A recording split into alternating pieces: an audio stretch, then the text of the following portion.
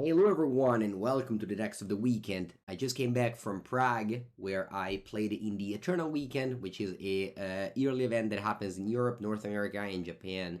And it is about the Eternal formats. There was a Legacy main event with 714 players.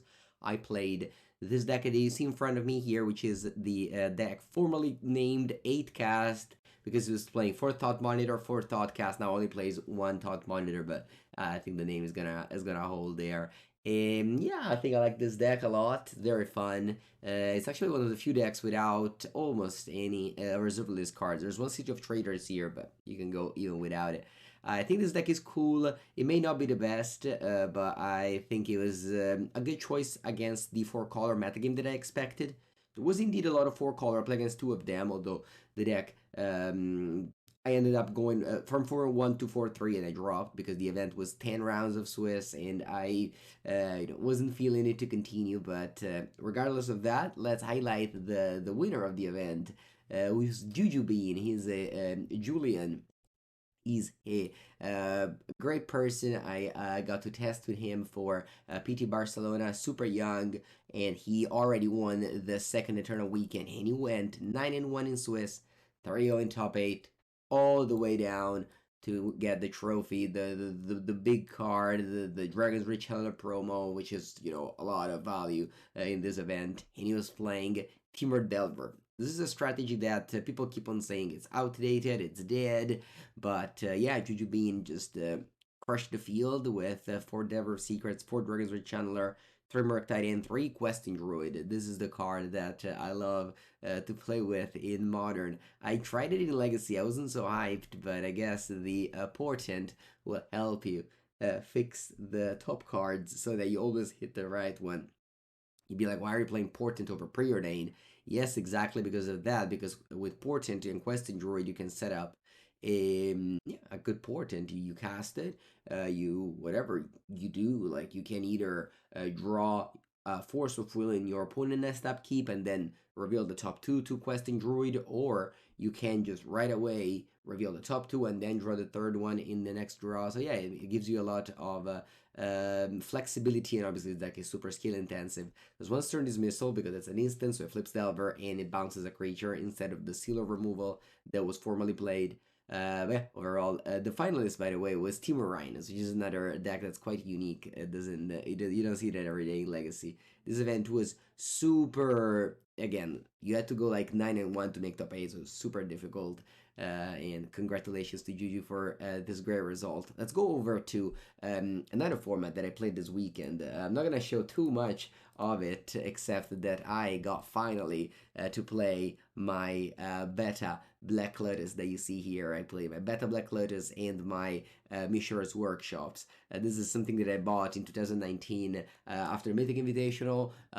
With COVID, I never really got to play, and there was no Eternal Weekend. This was the first Eternal Weekend after COVID, so happy to be able to play. This is my very precious vintage cards that I've been sitting in in my bank vault because I don't keep them home. This Beta Power 9 year, it's gonna go back as soon as I finish this video. But yeah, I played Golos Shops. I finished in 16th place, 5-2, unfortunately, 1 win short of top 8. And what is this deck? So I've made a video about this deck for the channel of our YouTube channel, so you can check it over there. But it's basically a prison deck, trying to lock you down with, spheres, and then just go over the top with Urza Saga. You have Crucible, so you lock your opponent out often. You have Broken Start, more than enough times. I made more than 6 mana on turn 1.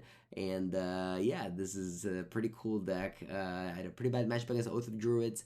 That one definitely kicked me out, but I think the deck was definitely a decent choice, good against Blue-Black Lurrus, good against Bazaar, and those decks were definitely up there in that tournament. It was won overall by Esper Tinker, which is, Tinker, one of the best cards in the format for sure. So yeah, that's it for Vintage. I'm not going to go too deep on this, but I just wanted to show my viewers what I did this weekend, which is, again, this is my platform to talk to you if you are watching me every day with this YouTube channel from my stream.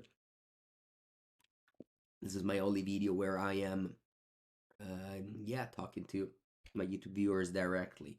What am I showing you here in Modern? I'm showing to you Tishana's Tidebinder, which has been doing incredibly well in modern rhinos. So there was this showcase, which is a 10 rounds of Swiss tournament, and three people, no, I think two people in the top four were playing rhinos. Rhinos feels like this archetype that is kind of like not that many people play it, and then a new card come out, and boom, it's just everywhere. And so happened on the PT with three people in the top eight playing Laura revealed, and now again with Tishana's Tidebinder. I believe the other person was playing three copies of it. I already made some videos with Tishana's Tidebinder on my channel. If you watch them, you could have picked up your copy when they were cheap. I bought mine for €5. I saw that now it's over €10. So, yeah, the Mengucci finance of just buying the cards after after a video, seeing how good it is definitely worth it. But outside of that, outside of the MTG finance, the Tidebinder counters a lot of things that annoy Team Rhinos. It counters explosives. It counters a Chalice trigger, as well as a Shiodra trigger, as well as Cascade trigger. Tishana's Tidebinder does a lot for this deck. It's a way to pass the turn with 3 mana up and either, active play this card if you want to stifle fetch land or whatever. Card -3, card -2, you play this, you stifle the -2 in your attack card. This also counters the Oblivion Stone trigger so that Tron doesn't have that like one win button if you don't have Force of Negation. Yeah, a lot of things going for this Tishana's Tidebinder, and this card is great. Seeing play for sure in Rhinos, of course in Merfolks, of course in the Blue Red Wizards deck. I'll definitely try it out in Blue Red Murktide as well. I didn't check the weekend challenges results too deep to see if there was some Murktide with this deck. Again, I just returned home and I'm shooting this video. But another card that did well this weekend was Spelunking in Amulet Titan. There were 3 Amulet Titan in the top 8. 2 Rakdos Scam and 1 Golgari Yawgmoth. That was the whole showcase top 8. That's again a 670 people event, I believe, 10 rounds of Swiss, so a very hard tournament. And 3 Amulet Titan. Amulet Titan, I was praised to be one of the best decks in the format, with the only police of that being Rakdos Scam. I believe, like, overall, Amulet Titan really basically just suffers Rakdos Scam, and now with Spelunking, apparently it's decent against that, although again, I'm not an expert at all of the archetype, but it's a super scary archetype, one of the best decks, had a great performance this weekend, and Spelunking and maybe some more lands are good in their archetype. Let's check out another format. This deck of the weekend is gonna be long because a lot happened this weekend. The next format we're gonna check out is Pioneer because it was broken, as they said, as people love to say. There were 2 new decks actually came up with the new cards that just revolutionated this format. What am I talking about? So I'm talking about Quintordo's Canned and the whole Cascade mechanic. Okay, so sorry, not Cascade. I mean to say the Discover mechanic. Okay, so Quintorus Can. This is a Planeswalker that with -3 you discover 4. And what you do is you put in your deck only 4 drops are Clever Impersonator and Spark Double. So you get Spark Double, you copy Quintorus Can. It's not a legend anymore, so you keep on copying it. And every time you cast a card from the exile, you drain your opponent for 2, and so they die. And you fill your deck with removal spell like Leyline Binding, Virtue of Persistence, bounce spell like Consign to Oblivion, ramp spell like Herd Migration, Beanstalk Giant, Greater Tanuki, and Trumpeting Carnosaur, which is both a combo kill and a removal spell. This deck won the Pioneer Showcase that happened on Sunday, which also was 10 rounds, and the finalist against this deck by Yuki Ichikawa, by the way, a Japanese pro player. And the finalist of this deck was another Trumpeting Carnosaur combo deck. So the format was just revolution, with both finalists playing a new strategy based on Discover on a different take. So this is again Trumpeting Carnosaur with so how does this deck work? This deck is slightly different than the previous one. It's a combo kill, 1 card combo, which is never great for the game, but it is what it is. So you cast your Discover card, whether it's a Trumpeting Carnosaur or a Geologic Appraiser, Cascade 3, sorry, Discover 3, you statistically get, whatever. You get Eldritch Evolution or Glass Movement, and feels like I'm talking about Mississippi River, the creative technique deck from the other Legacy week. But anyway, you get Glass Mimic and you copy this and you cascade until you cascade Eldritch Evolution. Then once you get that, you get Trumpeting Carnosaur. You cascade these things again, and then finally, with the last Eldritch Evolution in your deck, you get the Doomscar Titan, and you attack with +1/+0 and haste, and you win. And you have Elemental Masterpiece, Creative Outburst, and Magma Opus to speed up your clock so you can kill on turn 3. That's kind of crazy. You can even sacrifice the Trumpeting Carnosaur and go get Galta, which I don't even know how that is needed, but this deck came second. It is definitely untuned. It's playing Zafrin Void over Crystal Grotto, which is, kind of wild to think of because Crystal Grotto is the same, but filters the mana, remove a spell or Bedazzle, can you concut?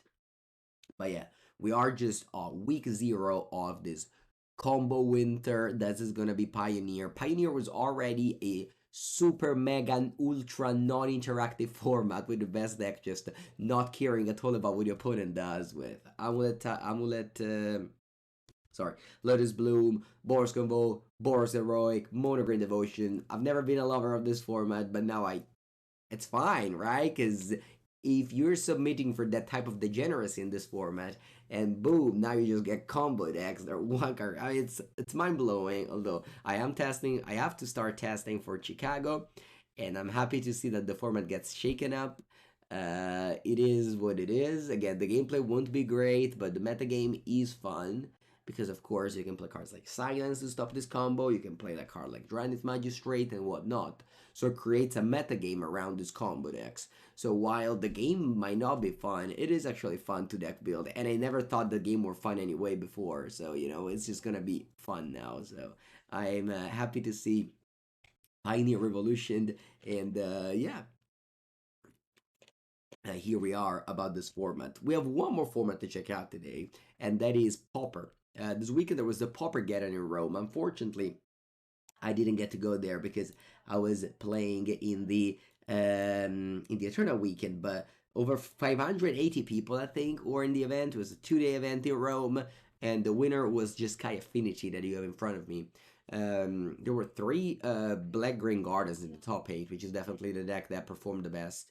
The rest of the deck list, I'm sure you're gonna see them somewhere. It was not very easy for me to find this list. I couldn't find any other result, but I was able to find this list.